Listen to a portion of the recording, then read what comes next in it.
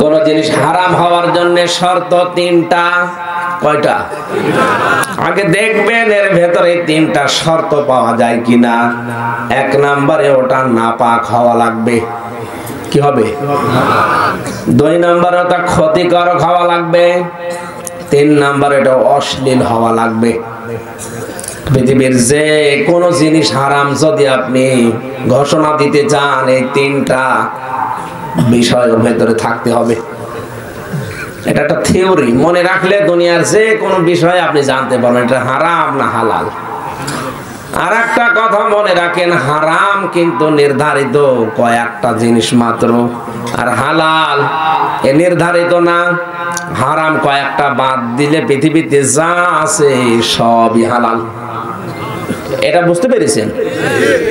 পৃথিবীর যে কোনো মহিলাকে বিবাহ করা হালাল, জায়েজ, বৈধ, শুধুমাত্র 14 জন বাদ দিয়ে।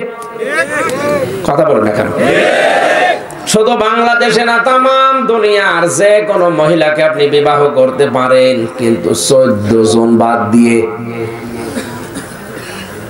পৃথিবীতে এই যে পানিতে যা পাওয়া যায় সবগুলোই হালাল, কয়েকটা জিনিসের নাম আল্লাহ কোরআনে দিয়েছেন, এই কয়টা বাদ দিয়ে। পশু পাখির ভেতরে সবই খাওয়া হালাল, কয়েকটা জিনিসের নাম আছে ওইগুলো বাদ দিয়ে। পৃথিবীতে তাহলে হালাল আনলিমিটেড, হালাল বলেন, হারাম হচ্ছে লিমিটেড, কয়েকটা মাত্র।